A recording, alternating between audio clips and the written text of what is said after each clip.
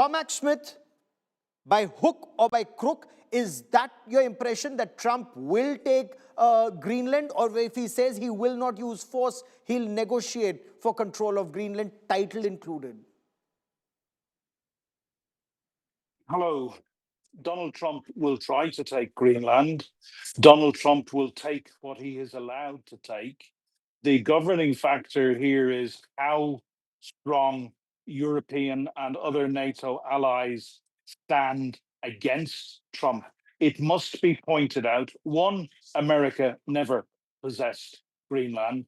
They did not come into enter the Second World War because of Greenland or what was happening in Europe. Everybody knows that America entered the Second World War because they were attacked by Japan in Pearl Harbor, and Japan was an ally of Nazi Germany. So Mr. Trump needs to learn his history.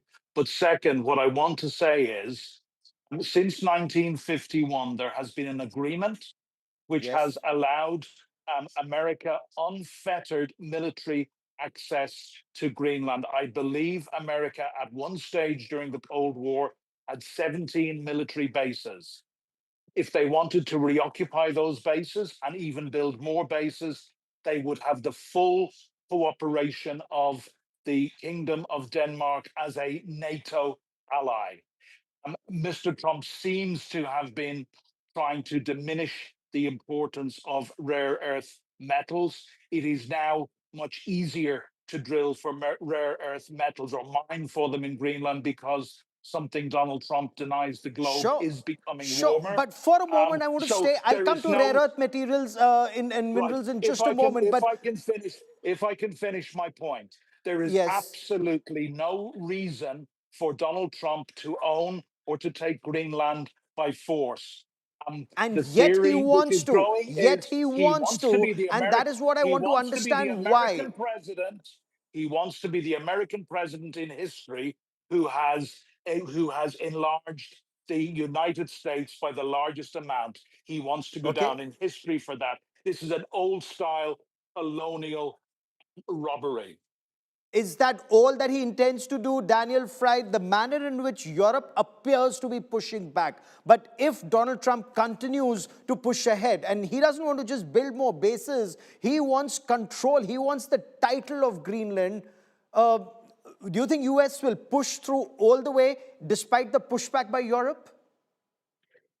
The best line in President Trump's unfortunate Davos speech was his taking force off the table. He said the US will not use force to acquire Greenland. That was the best line of the speech, and really just about the only good line. Trump made no coherent case whatsoever for the US demand for Greenland. His history is bad.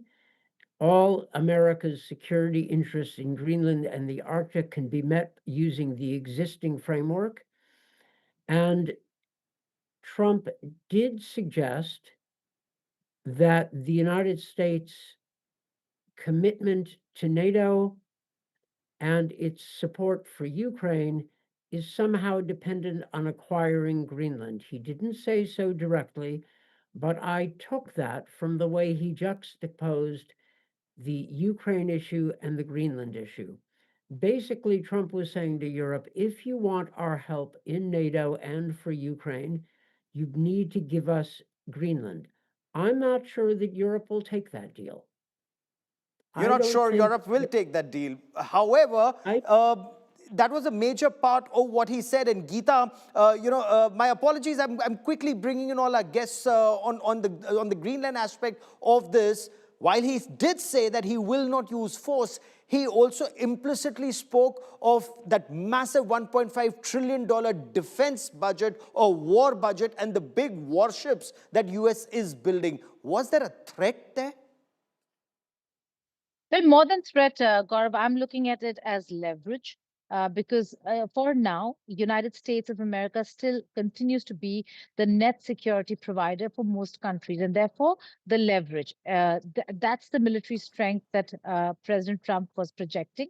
And reality, a reality check in terms of what the U.S. administration, what Trump administration really wants, wherein, like Ambassador Fried said, that there is the biggest statement that came was that he's not going to use force in Greenland, but he also added that no island or no area or territory can be defended if it's on lease, which Yes. is not just about Greenland. It's also about Diego Garcia. It's about Chagos Islands.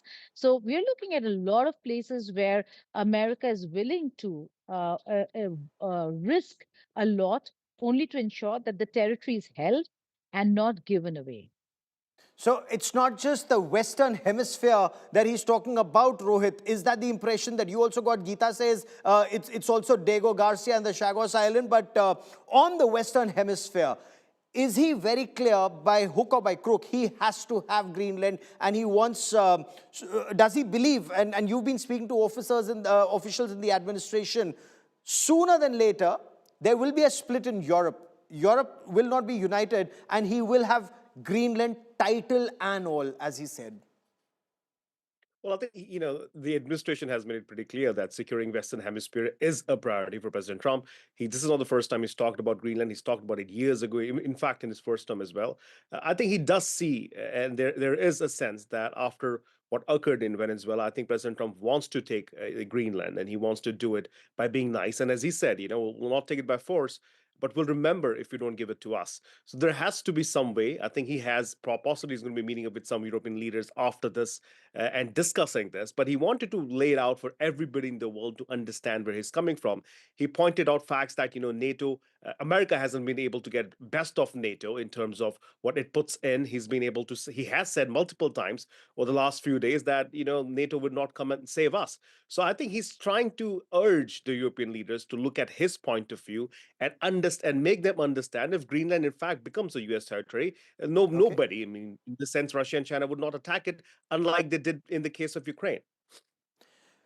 As a former British diplomat, Cormac Smith, your reading of Europe, we heard what Finland said, and Finland said Europe can defend Greenland.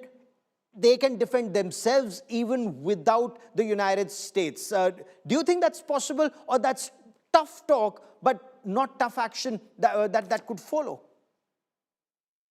Absolutely. I think that Europe can defend itself if it is united without the United States. Let me make 2 points. One, just side point before I start on Europe would not come to America's aid. The only time in history that Article 5 of the NATO Charter was triggered, that is the article that says an attack on one is an attack on all. The only time Article 5 has been triggered was when the World Trade Towers were attacked, and other NATO members triggered it and came to the aid of America. So again, Mr. Trump is wrong on his history. But secondly, if I can just say, NATO has become a lot stronger in recent years with the joining of Finland and with the joining of Sweden.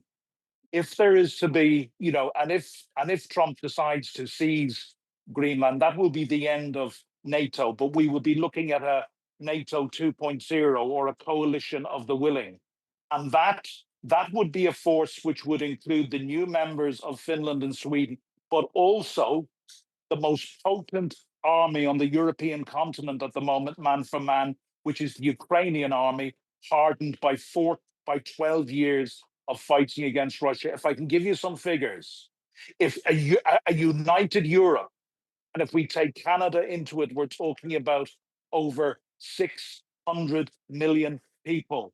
Why do 600 million people need 350 million Americans to defend them from 140 million Russians who can't even beat 40 million Ukrainians? So yes, and we have an economy in Europe which is over 10 times the size. So yes, Europe can defend itself if we come together, if we stay united. And Donald Trump wants to divide Europe. If we stay united, we can defend ourselves.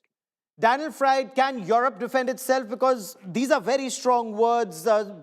They may have numbers, economy, but weapons and systems predominantly come from the United States of America. That's the impression, that there is no Europe fighting any country minus United States of America. Is that what President Trump may be banking on?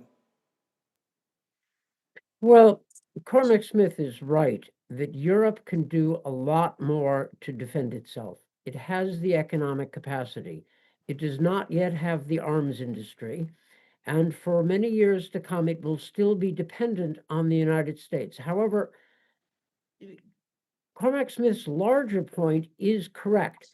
Europe needs to do more to defend itself. I've been listening to Europeans for 30 years saying that Europe needed to do more, and now Trump is going to force them to do more. At the other side of whatever it is we're going through, the best outcome would be a renewed transatlantic partnership with Europe, a more equal and capable partner. That would actually be a good thing. Now, Trump's way of going about it is destructive. But as we think about the future, we need to think about a partnership with Europe, which is getting away from the post-1945 European dependency on the United States. There's a particular problem for the Germans, who have wanted to rest under the US umbrella for various, let us say politely, since the Second good World War. historical reasons. Sure. Yes. But in the meantime, the damage can be severe, and Ukraine is going to depend on the US as well as Europe. So I Absolutely, hope that and that's the point. is not going to be so immediate. That's the point I want to come to. And stay with me, gentlemen. Rohit, stay with me. As our guest, I want you to listen into US President Donald Trump specifically on the point of Ukraine and peace. And he spoke of the number of soldiers who were being killed on the battlefield every month. If it was 27,000 this month, 26,000 the previous month, 31,000 the month before. And the numbers have been stacking up, sadly, for 4 years and counting. Listen into President Trump. I inherited a terrible, terrible situation. If you look, the border was open, the inflation was raging, everything was bad with the United States when I came into office. But I also inherited a mess with Ukraine and Russia, something that would have never happened. And I know Putin very well. He and I would discuss Ukraine. It was the apple of his eye, but he wasn't going to do anything. I said, Vladimir, you're not doing it. He would never have done it. It was terrible what happened. I could see it happening, too. After I left, I could see it happening. Biden had given Ukraine and NATO $350 billion, a staggering sum, $350 billion. I came in, and just like the southern border, just like inflation, just like our economy, I said, wow, this place is in trouble, meaning our country. All of these things were out of control. And I've been a critic of NATO for many years. And yet I've done more to help NATO than any other president by far, than any other person. You wouldn't have NATO if I didn't get involved in my first term. The war with Ukraine is an example. We are thousands of miles away, separated by a giant ocean. It's a war that should have never started, and it wouldn't have started if the 2020 U.S. presidential election weren't rigged. It was a rigged election. Everybody now knows that. They found out. People will soon be prosecuted for what they did.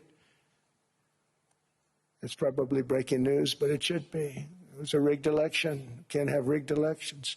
You need strong borders, strong elections, and ideally a good press. I always say it. Strong borders, strong elections, free, fair elections, and a fair media. The media is terrible. It's very crooked. It's very biased, terrible. But someday it'll straighten out because it's losing all credibility. Think of it.